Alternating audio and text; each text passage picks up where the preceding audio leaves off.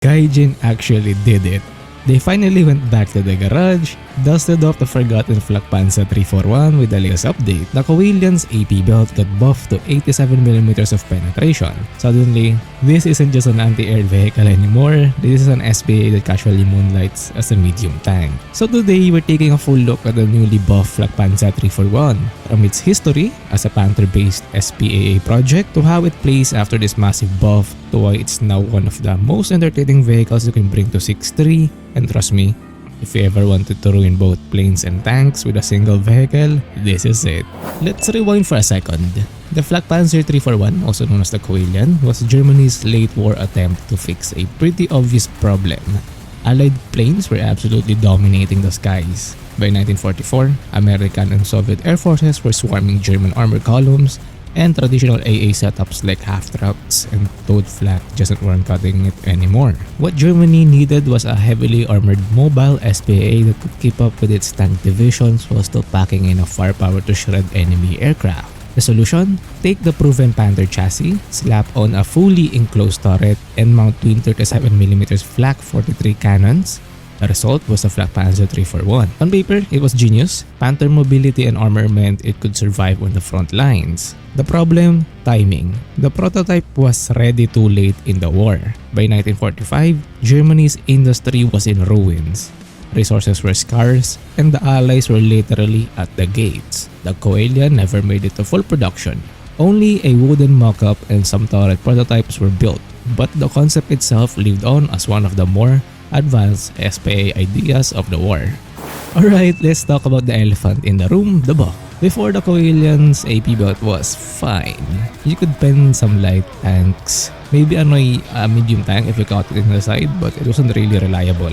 It did its job as an AA, sure, but nothing to write home about. But with the latest update, the AP belt's penetration was raised to 87mm, and that single number changes everything. Why? Because at the Coelian's BR 6.3, that kind of pen actually makes you a real threat. Think about the kinds of enemies you see at this tier, light tanks like the Hellcats, deleted mediums like T-44s, Shermans. Their sides are now vulnerable, sometimes even the front. Even heavies, yes, like the T-26E5, can be shredded if you catch them in the right spot or track them and go for weak spots. It's not that you're suddenly the king of tank duels, but now, when a Coelian shows up, ground vehicles can't just laugh you off. Now you're just as capable of ending their match as any medium tank, and that psychological shift is huge. Let's dig deeper into the firepower because honestly, this is the heart of why the Flakpanzer 341 is fun now. The dual 37mm cannons are absolutely brutal in the right hands. You've got a crazy rate of fire, meaning that if you land a couple bursts or maybe the whole freaking belt, the enemy vehicle is done. You're not playing with the single shot penetration game like with a big gun.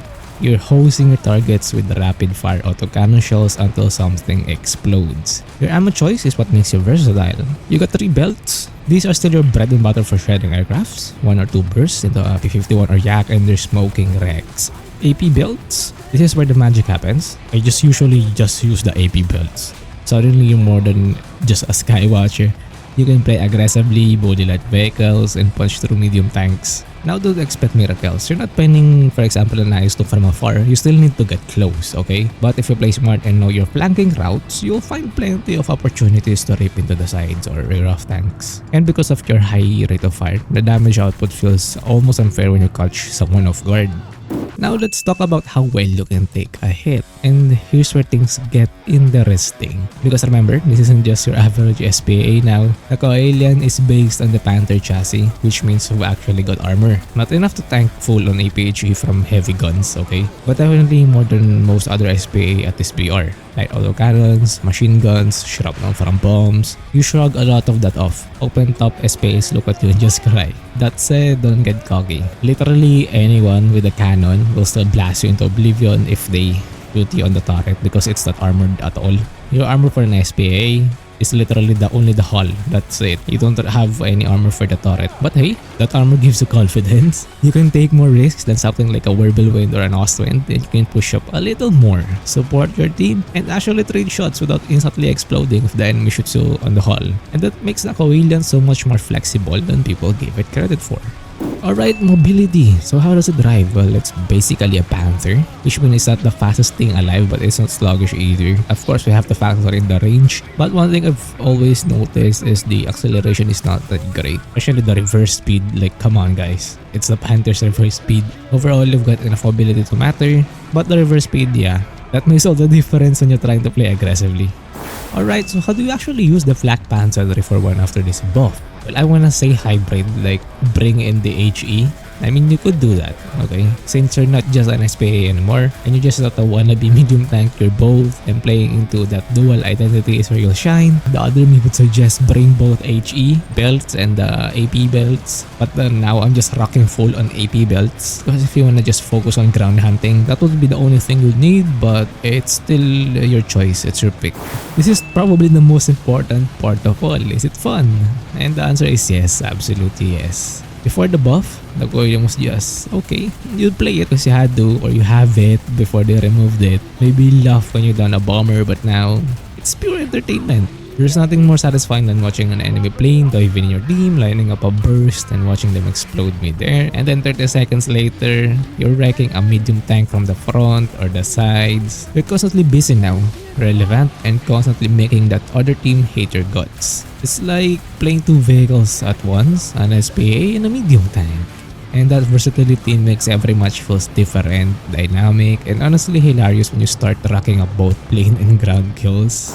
So, final verdict, the Flakpanzer 341 or Coelian, after the buff is hands down, one of the most fun vehicle to play now at 6.3, at least for me with this update. It's not invincible, it's not broken, but it's versatile, dangerous, and incredibly satisfying to play. If you actually got for this back in the day and is still in your lineup, now is the time to dust it off and give it a try. The buff to its AP belts turned it from a side note into a headline, and honestly, I'm here for it. The Coelian is back and it's a nightmare for anyone unlucky enough to cross its path. If you like this video, please hit that like and sub button, and as always, see you in the next one.